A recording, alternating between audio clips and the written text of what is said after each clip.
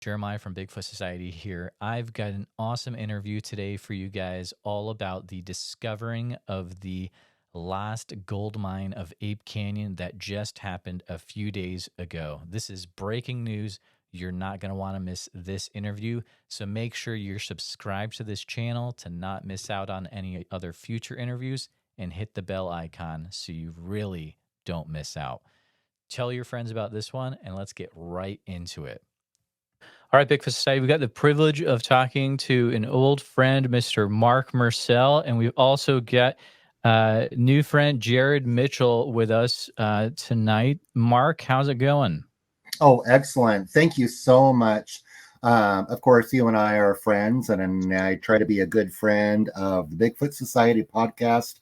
So we always have a great time when we see each other, either on the podcast or once in a while in person. So yeah, thanks. It's good tonight. Thank you. Absolutely. Last time I saw you at CrypticCon, it was a great time. Always fun meeting people in person. And Jarod, how are you doing tonight? Doing good. Just relaxing at home. Awesome. Thanks for having me on. I appreciate it. Definitely. Do you guys mind taking a few minutes introducing yourselves, why it might be important for our listeners to listen closely to what you have to say tonight?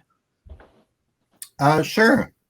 Well, actually, Jeremiah, I should ask you to tell all of the great listeners and viewers why this is important. But let me take the first shot at it. My name's Marc, and I'm a lifetime land surveyor in Northwest Oregon and Southwest Washington. And the reason why I am talking with Jeremiah tonight is because around 2014, 2015, I had been doing some research on an old historical event that took place in 1924 and before and after 1924. And it basically became my sort of midlife crisis of researching the 1924 Ape Canyon incident on the east slope of Mount St. Helens. And getting into at first the historical document research, I realized that the cabin that was, revolving around this 1924 attack by a band of mountain devils onto a group of gold miners up there, I started to think that the cabin and other features of the site may have survived the eruption and subsequent eruptions, but the first one was 1980. So around 2011, I started going up there and poking around a lot, about 4 or 5 trips or so by myself. And then in 2013, I had made it. Each trip was a little bit further down the slope, a little bit further down the east side of Pumice Butte. And then in 2013, with friends, I found that, yes, the cabin was there. We were able to find the foundation of the cabin, some of their tools that was left behind where this 1924 attack took place. And subsequent trips found other evidence of the Ape Canyon incident of 1924. And then once that word got out of the evidence, the field evidence that I found, which seemed to back up the historical record, the document record, then the Bigfoot research community kind of went nuts and started inviting me into other research projects and have supported me greatly. Since then, the Ape Canyon project and any research project is never really done. There's more to do. But the reason why we have Jarod Mitchell and hopefully other Mitchells on tonight is because last Sunday there was even more evidence found, not by me, but by the Mitchell clan. And that's why we're talking to you here today, because I am thrilled. I was up there last July 10th on the exact day of the 99th anniversary of the attack. And well, yeah, There's a little bit more work to do, but basically this case is wrapped up. It's not wrapped up. As of last Sunday, the Mitchells got some hard, exciting evidence. And I am 18, 19 years old again. I have so much energy. There's so much more to do. I am extremely excited about what we're going to talk about today. It's so cool to see this project just have new life breathed into it, and the Ape Canyon is such an amazing part of Bigfoot history. You know, you had said mountain devils, but it's Bigfoot history, and just to see It is. even more come into it through what Jarod and Braden and Jake were able to do is just really, really cool. So, Jarod, I'm excited to have you on tonight, Marc. But is there anything that you would like the listeners to know about yourself? I'll say the obvious, of course, that you are one of the great grandsons of the youngest of the original 1924 miners, who's Leroy Perry Smith, which is just incredible. Any other interesting details we would want to know about you, Jarod? None in particular. Just we kind of fell into this all when Marc reached out to my grandma, and that kind of started the whole thing, got our interest in it. And since then, we've been just kind of really hounding into all of this. And now we've come this far, and it's like Marc said, just really gets you going and gets you excited. And I can't wait to see all the information that comes out of this. Incredible. Marc, do you mind sharing a little bit? I hear that little detail there. So you reached out to Jarod's grandma's, is what I heard? Yeah, I did. First, let me make a commentary on what Jarod just said. I've gotten to know some of the Mitchell clan. Let me briefly, for all the Ape Canyon nerds out there, give a brief pedigree for Jarod and and the family. In 1918, really the patriarch of going up and establishing a mine, the Vendor White Mine, the Ape Canyon Mine, was this guy named Marion Smith. And Marion had grown up in the Kelso Longview area. And he was the son of one of the earliest pioneers in the area, a fellow named Lorenzo Perry Smith. And so Marion was his son, and he grew up in the age of big timber, hauling out these monster trees out of there with steam donkeys, and this was steam logging at the time. And so Marion was, a mountain man, if you will. He was known as a very congenial, very, very straight, very nice man. He had been up there, and he had seen and hunted and fished everything that there was to see up there.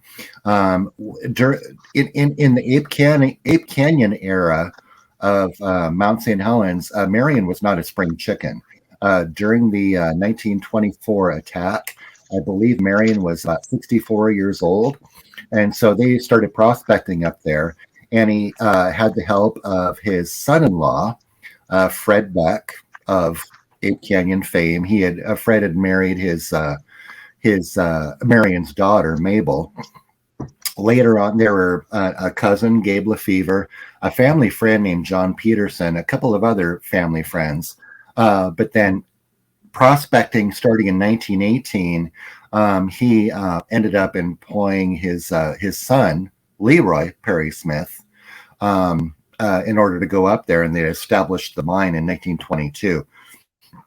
So at the time of Leroy's passing, he had Leroy and his wife had two kids, Roy Jr. and Betty, who married and became Betty Mitchell.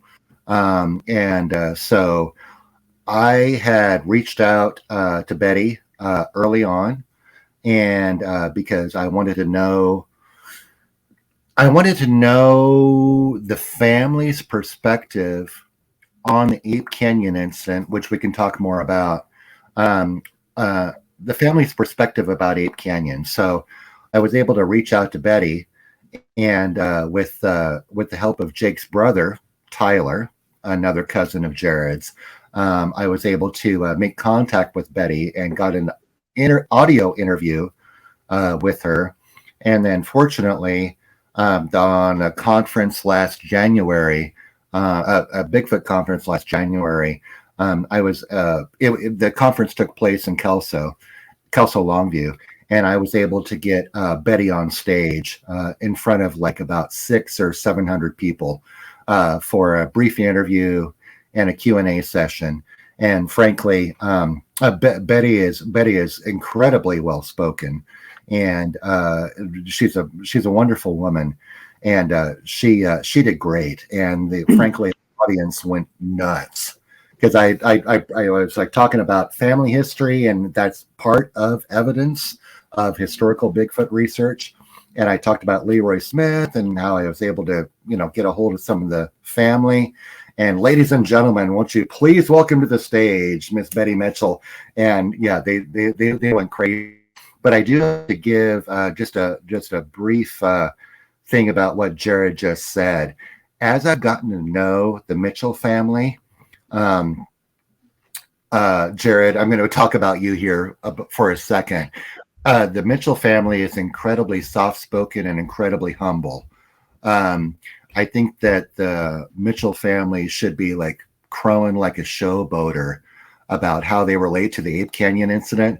It's like, Jarod just said, oh yeah, we just went up there and we found some stuff. Yeah, it was pretty cool. Yeah, nonsense. You made huge history, Jarod. I mean, huge history last Sunday.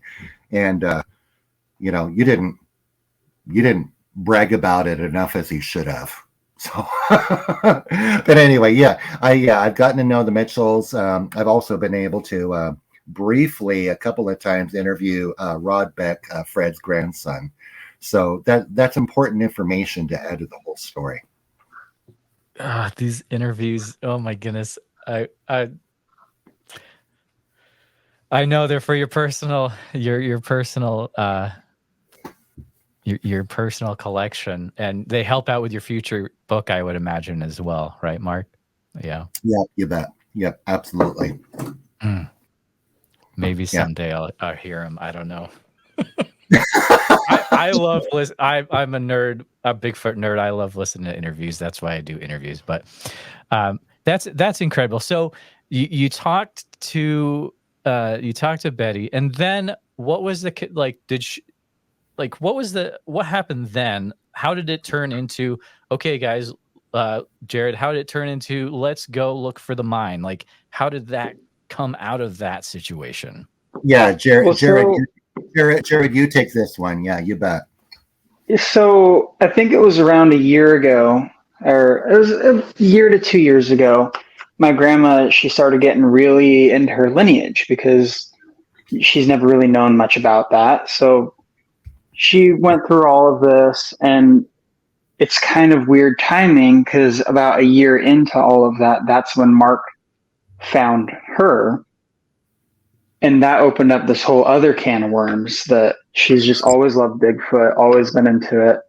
So obviously this excited her. So I was up there at her house, and she's just going on and on about this, showing me the books about it and just telling me all this information.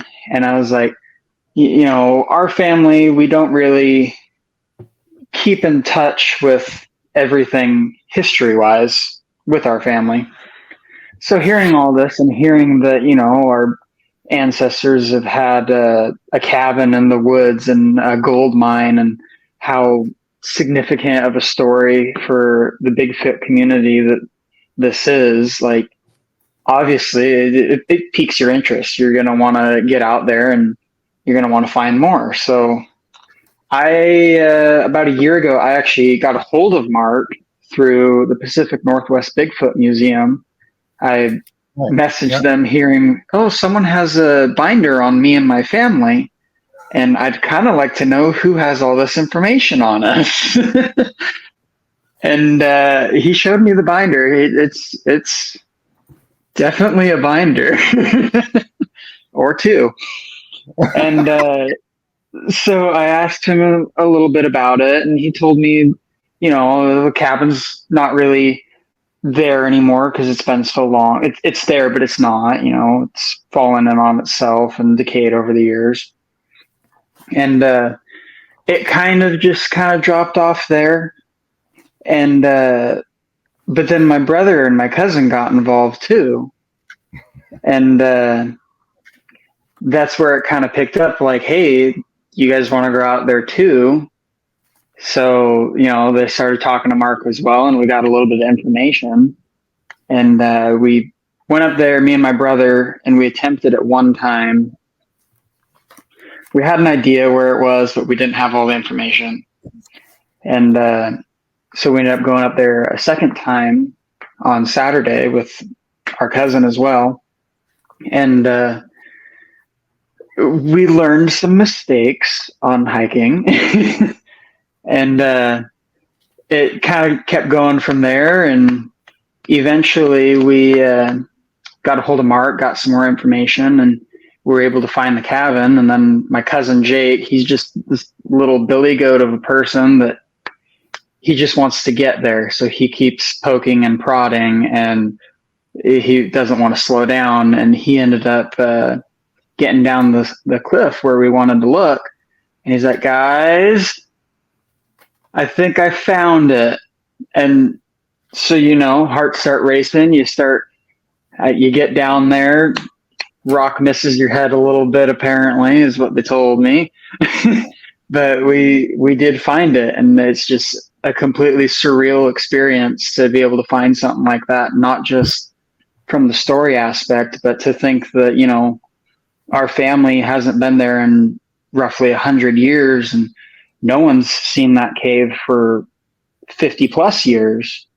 So just to finally see it, it feels kind of like you're just completing something for your family, and not so much the Bigfoot community. It's a different experience than I would have expected. Man, that is so cool, Jarod. Can you share a little bit for listeners who might not really understand how hard it is to get down to that area? Who? No, Jarod. No, Jarod, you go. I want to hear what you that's said. true. You both could, but I kind of want to hear Jarod's first. Yeah. Love you, Marc, but some of your descriptions were a little more vague than I would have anticipated. One of his directions was, there's two ways. One is certain death. The other is the right way. Well, when you get down to that part, Marc, there's actually kind of four ways, because there's two dips in the ravine right there. So we took the certain death way the first time. And so we kind of corrected it, and we ended up getting within 100 feet of the cabin, but we didn't really understand where to go from there. So, and keep in mind, we had full packs on because we also thought, hey, we're going to just camp at the site.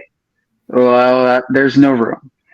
So we have full packs on, and we got to go through divine maples and whatnot. We go the wrong way, and we ended up going to the spring first. And pretty much we spent that whole day going everywhere around the cabin for about maybe 2 hours.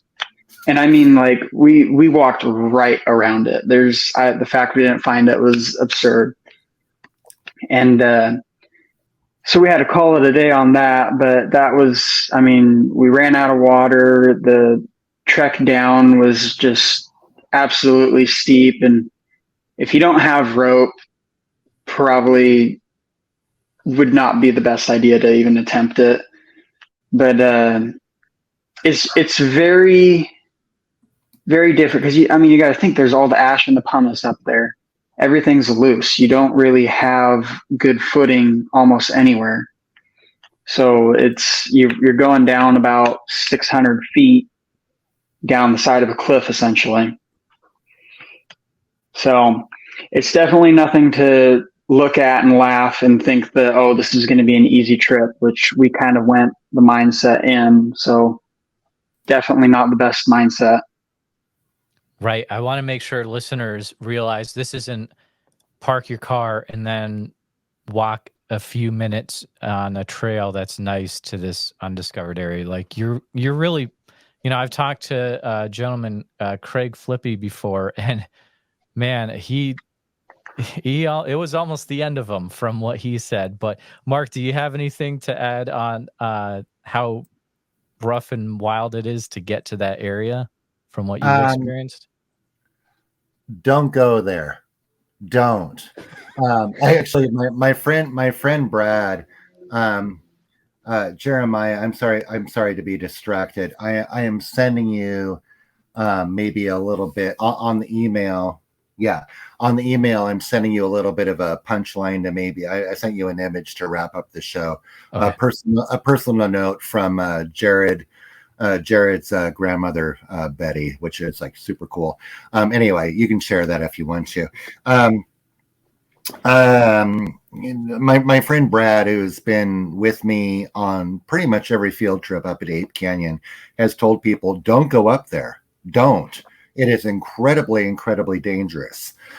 And it is. It's incredibly dangerous. The first part, this whole scoop is that Ape Canyon, that the cabin site and the mine site is on the north side of what we now call Ape Canyon. In 1922, it obviously didn't have that name. It's on the north side of the canyon, and it's on the east side of a butte. That butte is called Pumice Butte. And so what one does, I'm not going to give you detailed directions, but it's basically on the butte on the north side of the canyon. You go up to the top of the butte and you go down.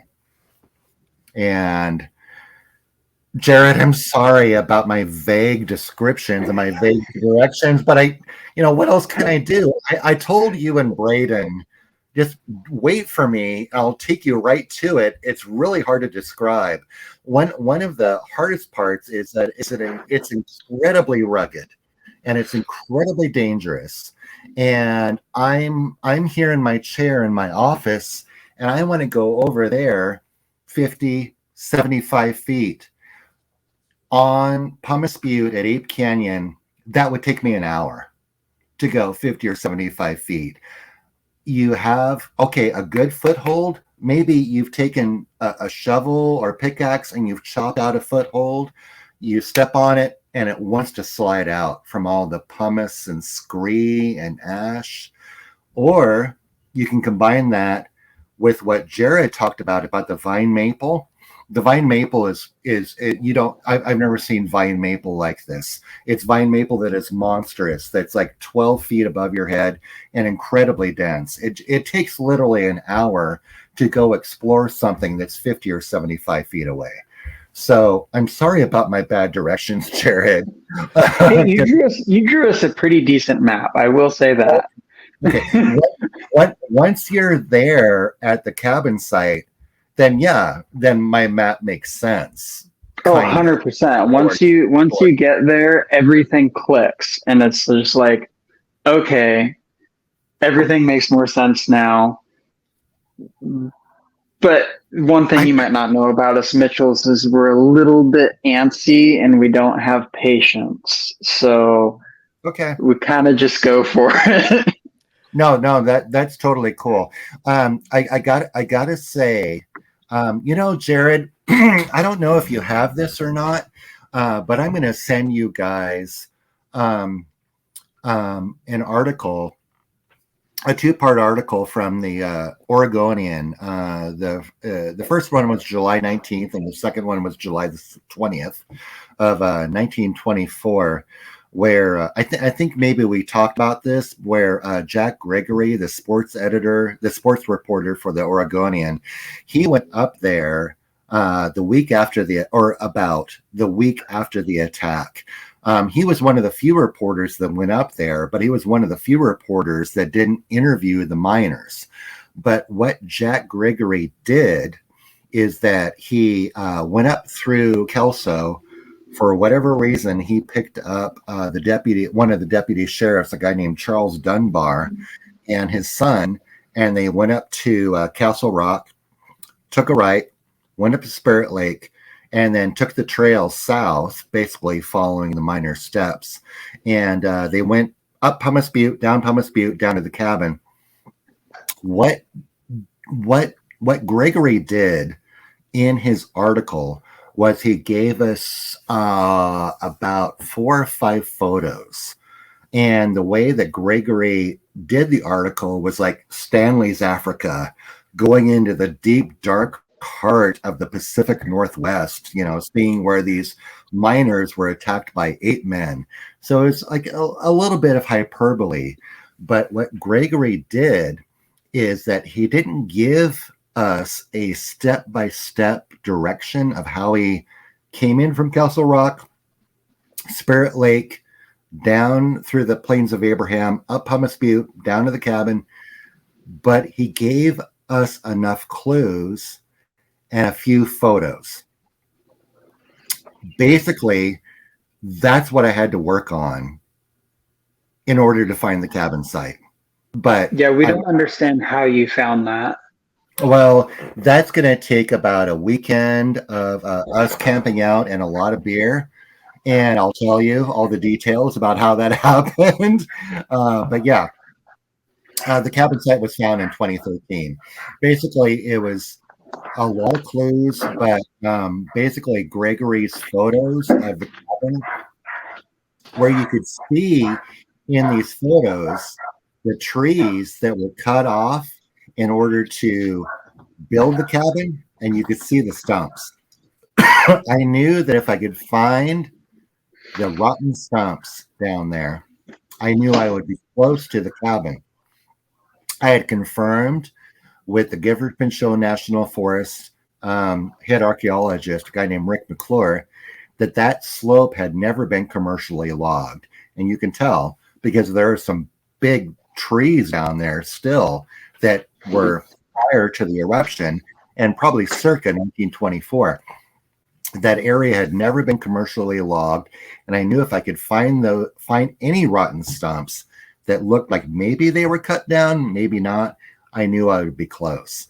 But basically in 2013, stumbling around, we found one rotten stump, we found another rotten stump, we found another rotten stump, and I hit my metal detector, and we started finding nails, dug down about 4 or 6 inches in the ground, and that's where we found the foundation, the log foundation of the cabin, plus a corner, another line of the foundation with the nails still driven into it.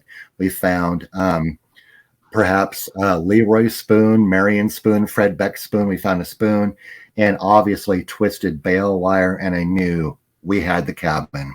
Like what you said about my crappy directions and my crappy map, when I found that, all the rest of the clues all came together. It's like, oh geez, now this makes sense. Now all of this makes sense. And so what you talked about previously, we got back down to the car the next day, and I told you last night, Jarod, it was like, is this a dream? Is this real? How can this be real?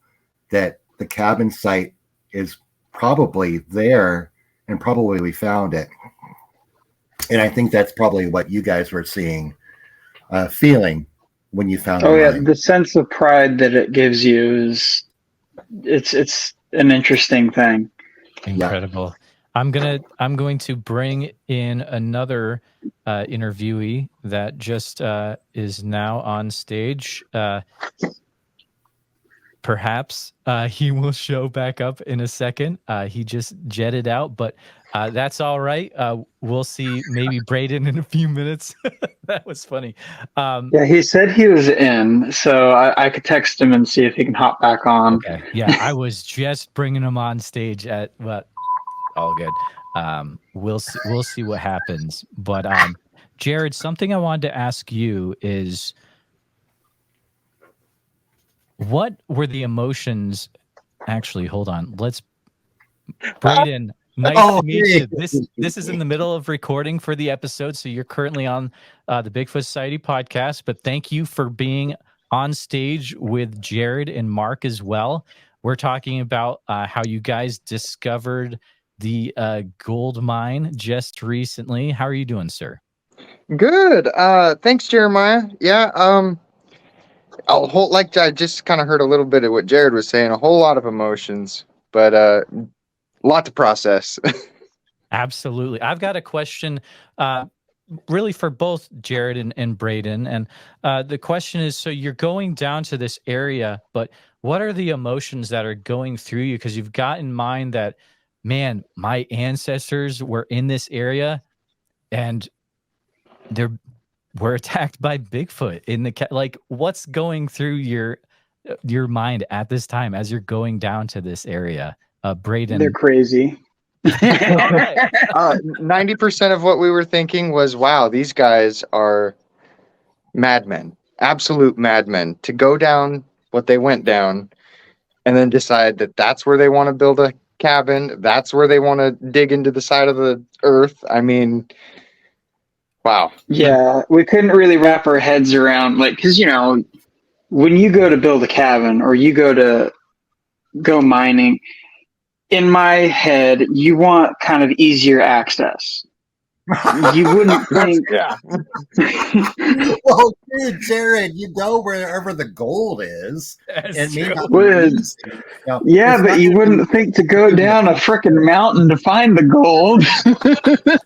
Seriously. The fact that they chose that spot and made it there and did it, total just awesome dudes. Yeah, Amazing. I gotta say now. I gotta say, we talked about it a little bit about this before your show, Jeremiah. Sorry, we talk amongst ourselves. Is that for so much of the Ape Canyon story, I feel that the Bigfoot research community has relied too heavily on Fred Beck and Ronald Beck's book about the story. I mean, yes, for the first part of Fred Beck's book, his retelling or Ronald's retelling of the Ape Canyon story is more or less accurate. There's a few minor points that don't hold up to the 1924 newspaper and document record, but for the most part, yeah, it's right. But there is a point where they started out in 1918 going east of Woodland along the Lewis River, and then they started headed north. They were prospecting, looking for placer locations along the Lewis River, and they're like, "Forget it, let's just go north." And they went north, just south of Mount St. Helens. And mind you, there was logging activity up there, headed up towards north of the Lewis River, headed up towards Smith Creek, but there wasn't a lot of logging activity headed up that way. So these guys were just beating brush, and they were going up there a little bit by truck on the road, but these guys were just beating brush. And then all of a sudden it was basically like, hey, there's a large, deep, treacherous box canyon. Let's mine for gold on the other side where there's a 200-foot drop off for certain death. Why and how they decided in 1922 to blast that ledge and start tunneling in by dynamite and hand tools, I have no idea. It's the most crazy, stupid, precipitous place to start a gold mine. Absolutely. I mean, the odds are stacked against you. Yep. But hey, Yeah. like you said, if that's where the gold is, I guess you're going to do whatever you can to make it happen. That's true. You got to go where the gold's at. Braden, I'd love to get your viewpoint of what it was like when you guys finally got to the mine. What did you notice about the mine? All that good stuff. Oh, geez. I was actually the last person to come up on it. Jake was the first, our cousin. And we knew just by the little, the little noise he made that he found it. And in that instant, Jarod lets go of the rope and starts taking fast little steps towards him. Jake's like, no, take it easy, go slow. And, I'm still working my way down the hill as well.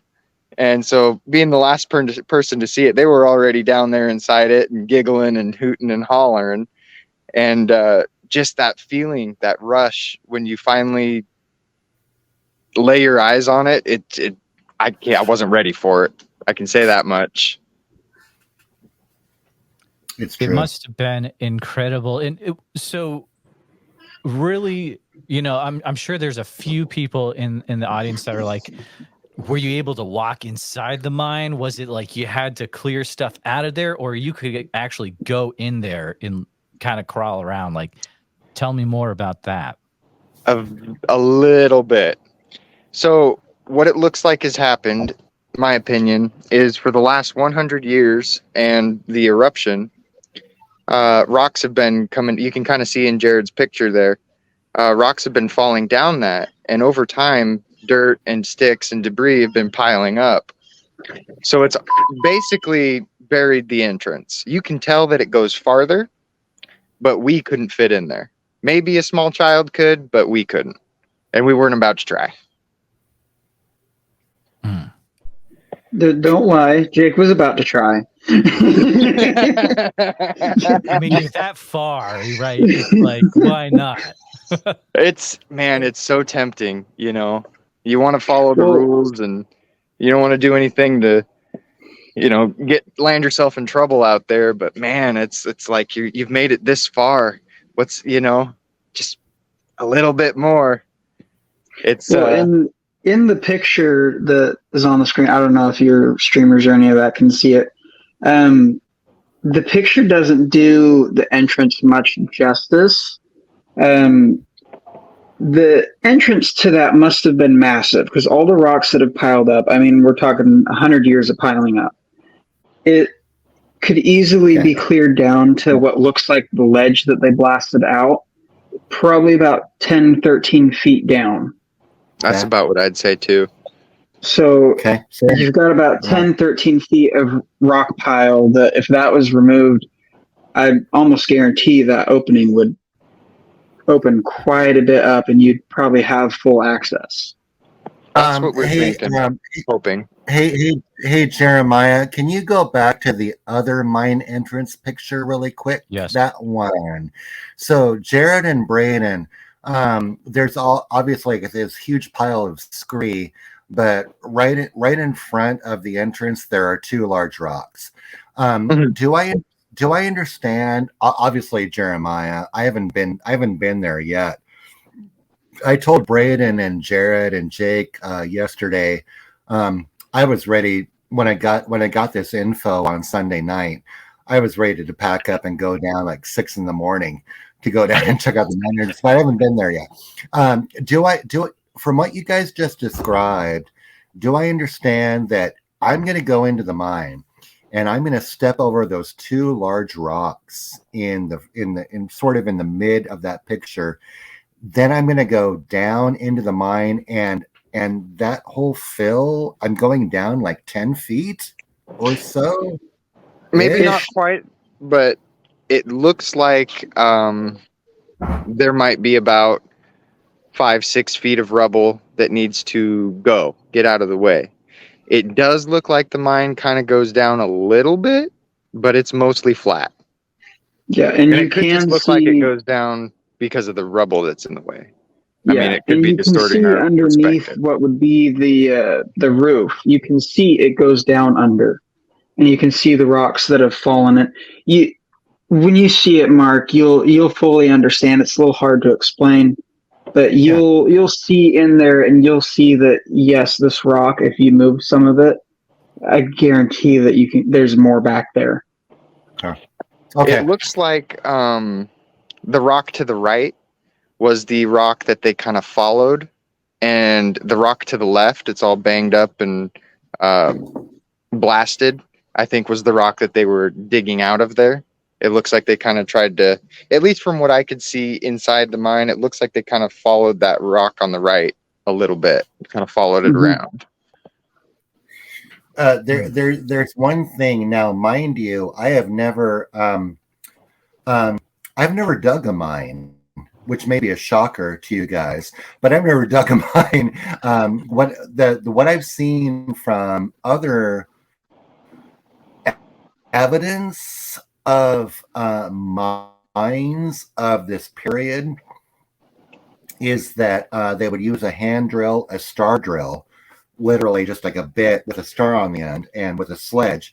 And the star drill would drill a hole X amount large, enough to fit a stick of dynamite in. And that's all they were doing.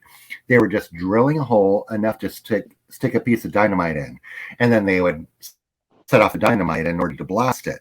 What I'm seeing from your photo, particularly on the left-hand wall of the mine entrance, I'm seeing a groove that kind of goes horizontally, which is indicative of someone setting a hole for, like, hey, let's stick a dynamite in there. One thing that we need, all four of. We were finding go ahead, Braden. multiple of those little drill marks. Okay. At least that's what we thought. We were finding multiple of those. One thing that we all four of us need to understand, along with the viewers, is that in 1922, when this mine first started to get made, mind you, this mine is today 101 years old. Dynamite, you could go down to the hardware store and you could get a pair of pliers and maybe a saw blade and a box of dynamite. Yeah, dynamite was plentiful because this is Cowlitz County and Lewis County and Clark County. This was logging territory.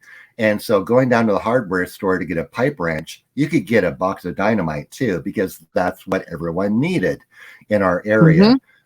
Primarily, so times have changed for the negative. The good old days. Why you want a box of dynamite? Because mainly, not so much for mining, but dynamite was used like crazy for logging activity in the early 20th century. So picking up a box of dynamite was like nothing. It was easy to dynamite. So it was easily accessible. Man, that's crazy to think, though, you know?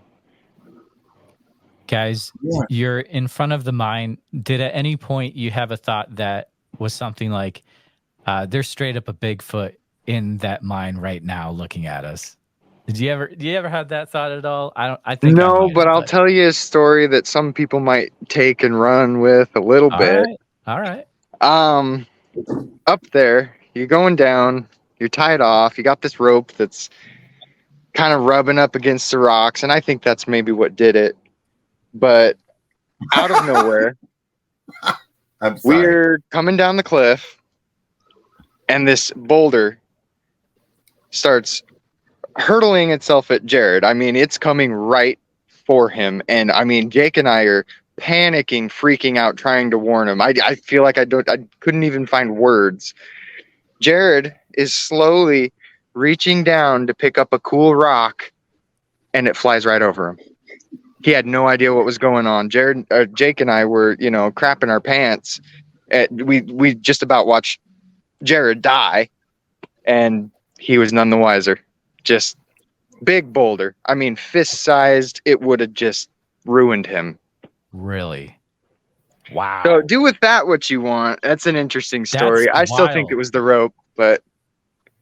Well, yeah. Wait a minute. I think it's you. I've never. Mark is like, this is awesome. I've never gotten that much detail out of you, Braden. I always assumed that somebody dislodged a rock and it bounced. Was this rock? Would you say it was aerial born? I mean, Braden, I don't know. Did it come through the trees, or was it just like? See, that's the thing is, I wasn't looking up at where it had come from. I was looking at Jarod, and my focus was there. So, okay. To be honest, I was in panic mode, and I couldn't tell you.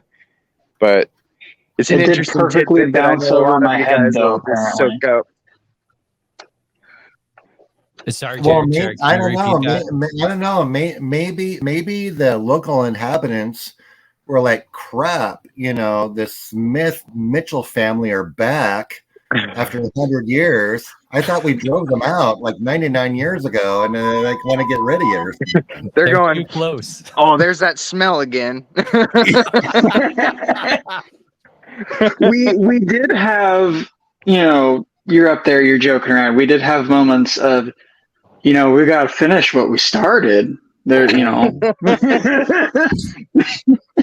We're up here tracking our grandpappy's kill. That's wild. Yeah. That's wild. I told let's see, we're at 7:25 on the Pacific time. Let me just take a moment. I don't know. I've told Jeremiah this before. I don't know, Braden and Jarod, if I ever told you guys in 2013. It was a trip. We found the cabin site, got back. We camped in a slightly different location than you guys did. But there's 5 of us that Saturday night. And Okay. we the sun's just going down. We're if I'm give you a perspective, if you're on the trail, I think I saw your picture where you had kind of camped at the base of Pumice Butte. We camped up on top of the other butte, and the sun's going, and it was 8:30, 9 o'clock. It was the third weekend of June in 2013. And a friend who was there named Ben was like, shut up, shut up, shut up. Come over here to the edge. And about a quarter mile down the basin and up the ridge, just to the south of just to the south of Mount St. Helens. Sure, we could all hear it. And it was, it was howling, chattering sounds that lasted a long time. And we listened, and it went on for a minute or two, 3 minutes. And then to the left of that, maybe 1,000 feet, headed south towards the Lewis River along the ridgetop, there was an answering call. And it sounded just like Ron Moorhead's Sierra sounds. Really? This went on and on and on and on and on. By the end, well, it wasn't the end. It was the end for us because we just like went to bed and pulled the sleeping bags over our ears. By the end, there were about 5. I heard a 5th one way down the Muddy River along that ridge, and the 5 of them were just talking back and forth to each other all night long until we went to bed, and presumably talking about us. And it was strange because I was in my tent trying to make all the sounds go away because I was kind of freaked out. And I remember I'm hungry and I'm eating some trail mix, and I was chewing on a nut in my trail mix, and I broke a crack in my tooth. I cracked a tooth, and that was part of Fred Beck's story. Right. Yeah, really. That he cracked and begged Marion to take him to the dentist, and Marion was like, "No, the gold's still good. I'm not going to take you to the dentist." And I remember cracking my tooth on the trail mix. I was like, "We're gonna die. We're gonna wrap this up like a burrito for discovering the Canyon cabin and take us home. That's it." Oh man. It is funny how history repeats itself, isn't it? Weird. Absolutely. Yeah, totally. Jarod and Braden, there's probably a few people that if I don't ask this question, they're going to just blow up the comments on YouTube. And the question is probably, so did you guys find gold in the mine? I wish. Man, even just like a piece of quartz or something that we could come home and show our grandma. I feel like that would mean the world to her. But no, unfortunately, we did not get deep enough. But hopefully the future has some really cool surprises for us. Who knows? I don't know. Yeah, it definitely. And part of that is Jake brought his little pickaxe hammers, and he said, "Well, if I bring him today, we're not going to find it. Yep. But if I leave him here at our camp, we're probably going to find it." Well, he left him there at camp, and we found it. Yep. But He made the better decision. we had such a hard day. We were not going up back for it. That would have been. I mean, we were telling Mark yesterday. We weren't just on that area. We ended up crossing onto an entire different area and going about maybe a mile or two past it on the side of the mountain, just kind of exploring. Just we went on the ridge where we believe he shot at Bigfoot the first time. Yeah. Little side quest. I- We were I- getting I- What was frustrated. that like? I hate to tell you, Jarod. I know that it felt like a mile. It wasn't. It was felt probably like 30 feet. It was like 300 feet or something like that. It's not. Well, we were tired, so as far as I'm concerned, No. 5 miles. Yeah. Yeah, but that Uh, was a pretty neat little side quest. We, in search of the cabin location, we started poking around and we're like, well, this isn't it, but this is kind of cool. Mm. So we kept following the ridge down, presumably where it ran to hide and get away, right? There's a couple little Right. goat trails over there that you can follow. Okay, And cool. Great. I stepped on a wasp nest, got stung. That was Ooh, cool. Yikes. But yeah, we I got- just I went got until it. we couldn't go anymore and then turn around. I got to tell you, Jeremiah. Braden and Jarod and Jake and I have talked about this. I'm in contact with good sources with the volcanic monument in the Gifford Pinchot National Forest. They know about the mine discovery last Sunday, and they're like, Wow. "Hell yeah, keep going with your research." They're like really jazzed about it. So I have good contacts with the Forest Service and the volcanic monument about that. Also, I have a very good friend whose name is Ty, and he's a chemical geologist that specializes in basalt. And I've sent him, I think, mainly Jarod's photos.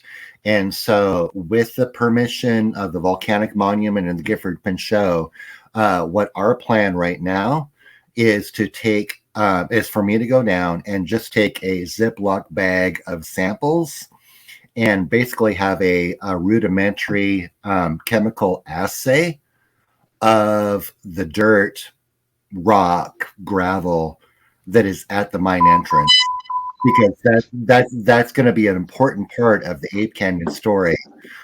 How much gold per ton really is in the Vendor White mine? Wow. Nobody can mine it legally right now. There's no way that gold is going to come out of that mine by human hands, but it's going to be important to know how much gold is actually in the Vendor White mine, so we can compare that with Fred Beck's story.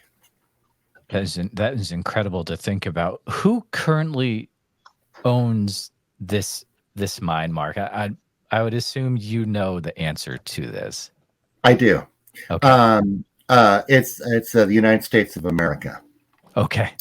Hooray! Well, that was kind of an easy one. Come on now.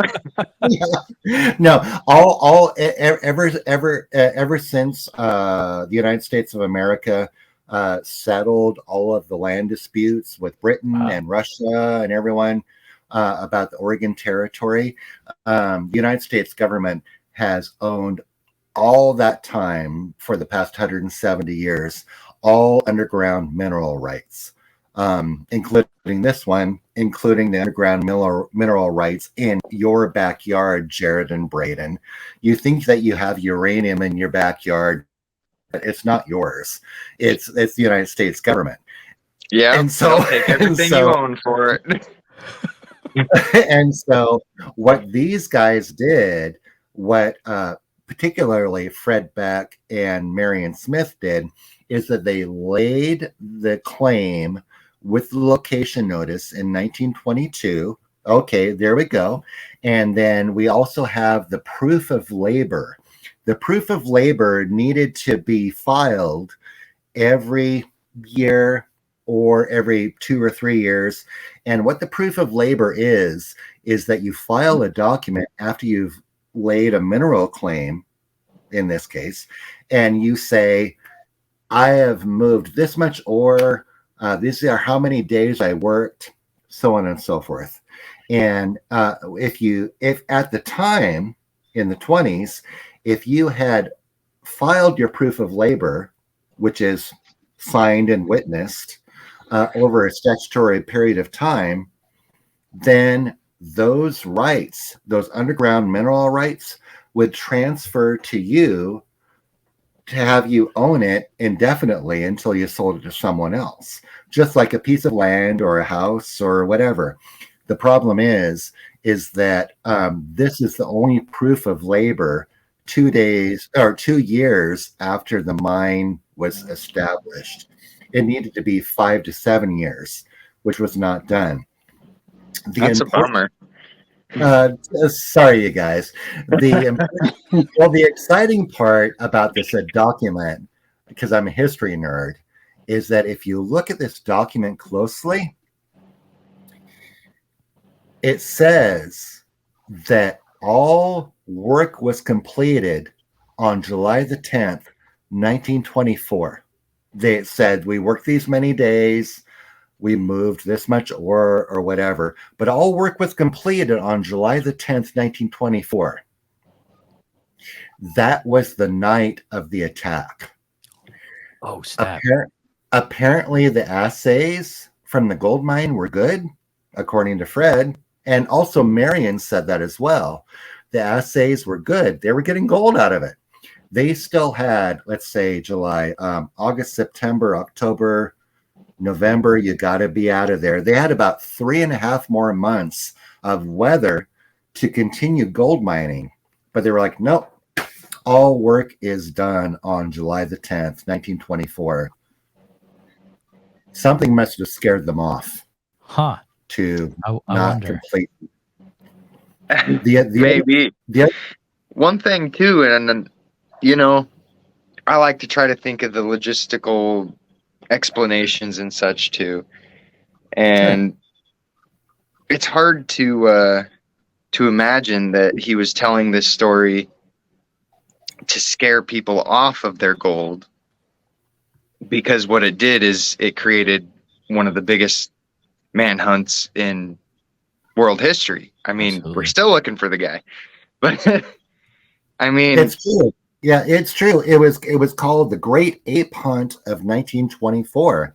They had a guy from England over here even. That's right, man. Yeah, that's exactly right. It was so much so that the Skamania County ranger required that everyone check their guns before they went into the national forest, because there were bullets flying everywhere trying to shoot the big guy, right? Yeah. It was a great ape hunt that lasted for the rest of 1924 up there. And so what you're saying, thinking of the explanations there, and go ahead. That one in particular, I mean, I've heard that one a couple times. The rolling rocks onto the cabin, the YMCA boys. I mean, Mark, because you've been there. It's laughable. It's not possible. It's not possible. If you've been there, you get it. No, those kids didn't do that. Also, I have arguable document proof that the YMCA boys were not there on Thursday. I have document evidence. Imagine that. On Wednesday night. They were there on Wednesday night, but they weren't there. I have document evidence that says all the YMCA boy campers were back in camp on Thursday morning. They weren't there on Thursday night. No. Wow. That doesn't surprise me. That to me was one of the least likely explanations, especially after seeing it.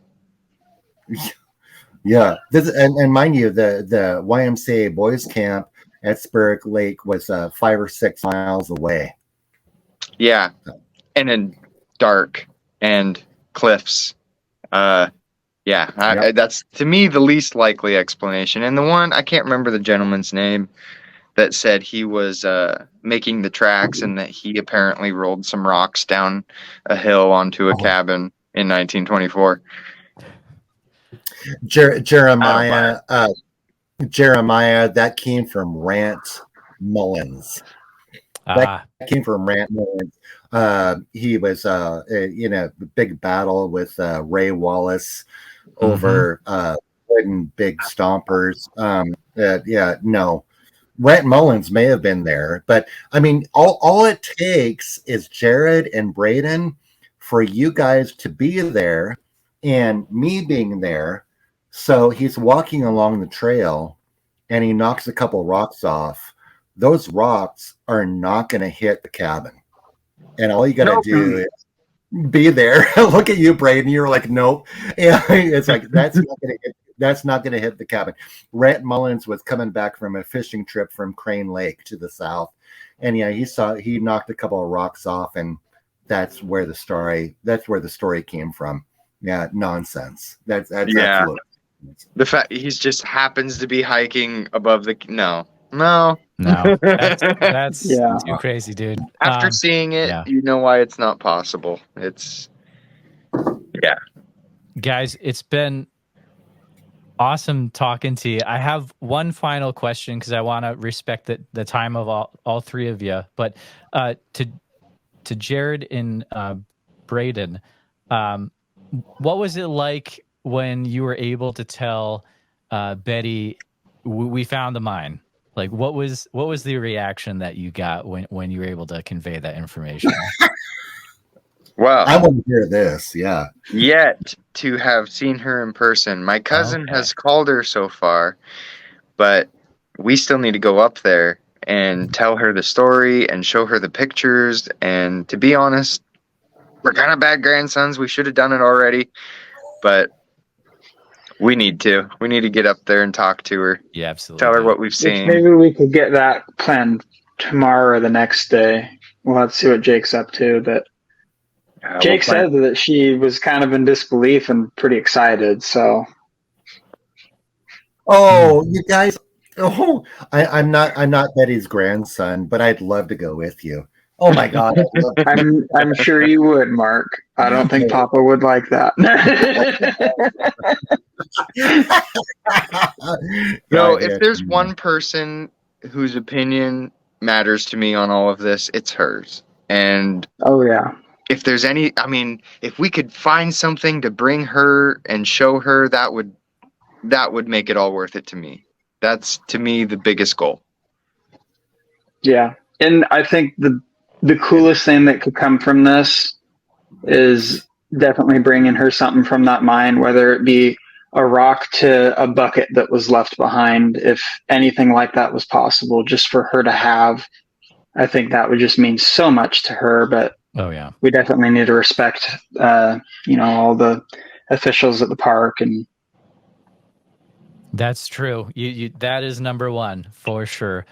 Mark, you had asked me to share this near the end of our conversation. If I can read this out, and I thought it was a full one. I have this crazy little zine called Mountain Devil. It's just like a few pages long. I'm working on Jeremiah. I swear to God, I'm working on the big Ape Canyon book, which I'm nearly done with it. Promises, anyway, promises, Mark. Yeah, shut up.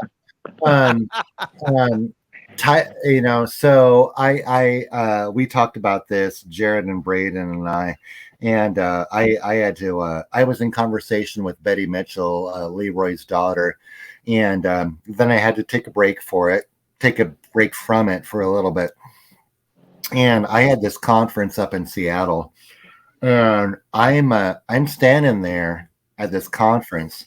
And there are these big picture windows, and I'm standing in the audience listening to Shane Corson speak. And a car pulls up, I can see through the picture windows into the parking area, and the car pulls up, and this guy, young hipster, gets out, and I was like, "Is that Tyler? Is that Tyler Mitchell?"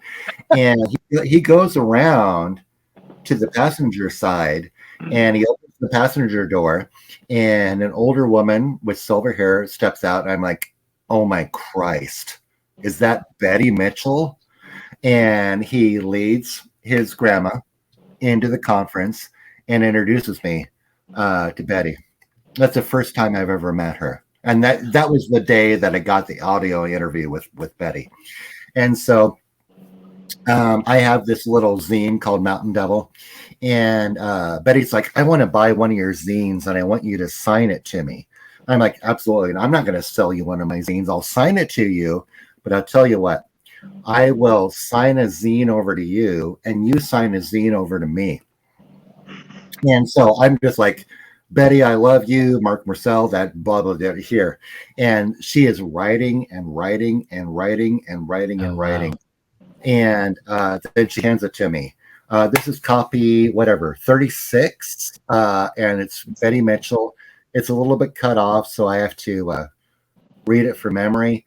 But this is what Betty Mitchell, the daughter of Leroy Perry Smith, wrote to me. "Thank you, Marc, for letting me in on this story that I never even knew existed. Brings back my father's memory of him and my Uncle Fred back.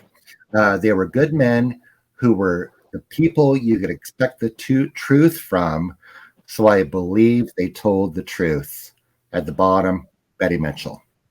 And honestly, out of all of my Ape Canyon research, this is one of my most prized possessions. Mm, Oh man, that is absolutely. really, and it means so much to her. I mean, you should honestly hear the way that she talks about you and what you guys. I mean, literally, What?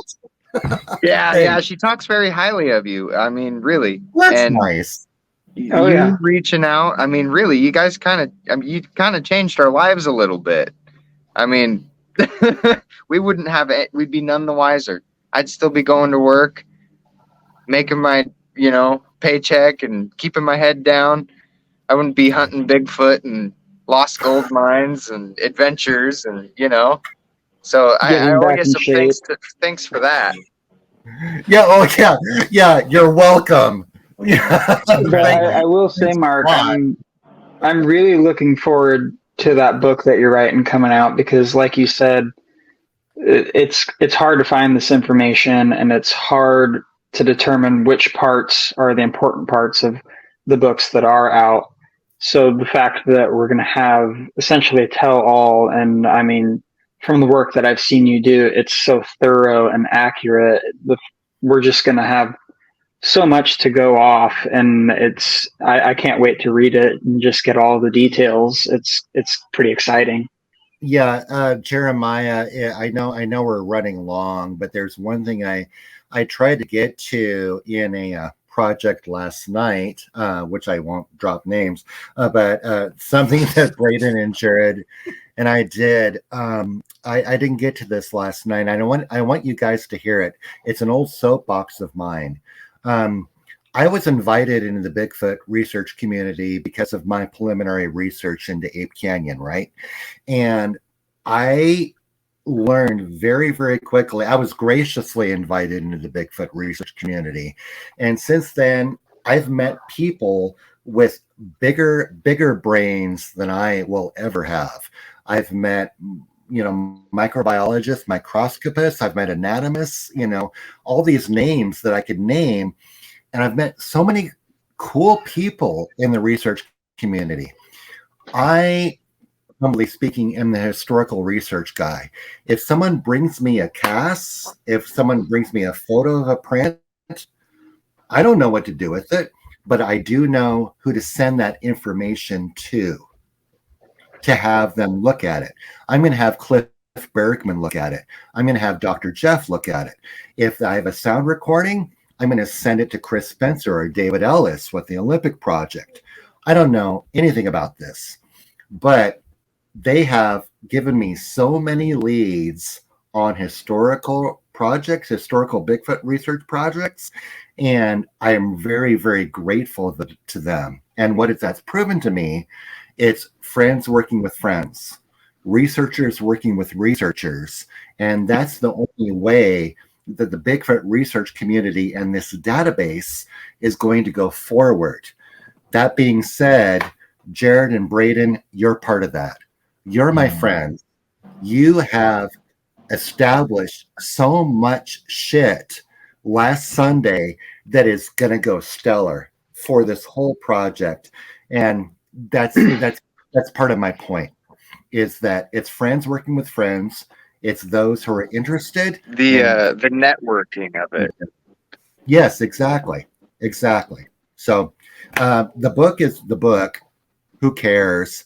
But what I'm more interested in. A lot of people will care, Mark. Well, I you give yourself more credit. And I guarantee the first person that's going to want to buy one is my grandma. She's going to absolutely cherish that. Oh, no. She's getting number one. Oh, yeah. Absolutely. Man, I tell you what. I wasn't going to ask you to do that, but I'm glad you said it. No. Betty's getting number one. Absolutely. But what I have to say is that with the mine discovery that you guys did, there is so much more to do. And I'm sorry to say, you're in it to win it now. You guys are part of it. You're going up there with me. You're going up there with me. So sorry, you just married yourself to this project. You're in the Bigfoot community now, guys. Yeah, you are. Braden and Jarod, I just hope we can keep up. Right. Well, that's the thing. Do you guys have any closing thoughts about the discovery of the Ape Canyon mine before we wrap things up? Go ahead, Jarod. Kind of just how surreal it is and exciting it is for all of this to come about, and the different parts of the stories that this can pertain to, and kind of, keep the ball rolling with some ideas. Like I was mentioning last night with when they shot the creature 16 times, they didn't know if it fell or if it crouched down and crawled down. Well, seeing where the mine is, the possibility of it crouching down and crawling down that, I could see that. So that just, it opens up so many more different possibilities and gets people talking more, and that's exciting. I'm glad to be a part of it, and I appreciate you having us on. Thank you. And Braden, any thoughts? Yeah, absolutely. I mean, I feel like we're not the kind of people that really cool stuff happens to. We're not very lucky people. We really aren't. It's a joke in our family. The Mitchell luck is a joke. It really is. And for us to come out there, I can actually on our third try just stumble along, and I mean it really is surreal. I mean, this is we're going to be talking about this for so long. We're going to be telling our kids and our grandkids about this potentially. Absolutely. That's right. And just Mark, to be a part you're going of to it. have to take Ellie up there with you sometime. Take who? My daughter, Ellie. We're going to have to, I want to take her up there, and I think it's going to be amazing. And I want you to tell those campfire stories for her. Oh, God. You want to love spooky. How old is she? She's 10 months, so it's a ways away. You mean I actually have to take care of myself and not smoke and drink so much so I can take her up? Care of yourself. I know. I was going to say, this is not a kid's trip, Jarod. This is not a kid's trip. You barely made it. 10, 15, that'll be old enough. Shut up. I'll be around. We'll go. Yep. Awesome. Absolutely. And I am really looking forward to it. Really. It's I like the people that we're meeting. You guys are all extremely friendly, really knowledgeable. As we uncover things, more and more questions are popping up, and I hope as we keep going that we answer those questions, whether we like the answer or not. It's a heck of a time making this exploration. It's unbelievable. It's fun. Absolutely. Guys, it's been so fun chatting with you. I want to call Marc. What's the best way people can get in touch with you? So I have a kind of bigger audience now, and there could be people listening that have never reached out to you about Ape Canyon stuff. How could they do that? Number one, the easiest way is through Facebook with my name. However, I have to tell you is that I have a brand spanking new website. Yes, Marc Myrsell has a website. Again, I didn't make it. My friend Ty, the geologist, made it. And it's monsterhistory.net. And in there, there's a link with a new email connected with monsterhistory.net where you can get a hold of me. I have to contact my friend Ty to figure out how I can access that email. But you can, sorry, Jeremiah, stop laughing. You can get a hold of me through that email, but the best way is probably just through Facebook, and you can message me. So Fantastic. Braden and Jarod, just want to give you the opportunity. If you guys have anything to plug, feel free to do it. If not, we're golden. I just want to say hi to my grandma and my mom, and I want to thank my friends and my family. Yeah, dude. And I want to thank Braden for not pushing me down that cliff when I was there. Should be real thankful. All right, guys. Thank you so much for coming on tonight. This has been a real fun chat, and I can't wait to see where this goes in the future. Yeah, Me too. Jeremiah, thank you very much for having us on. This was a lot of fun. You're welcome. cool.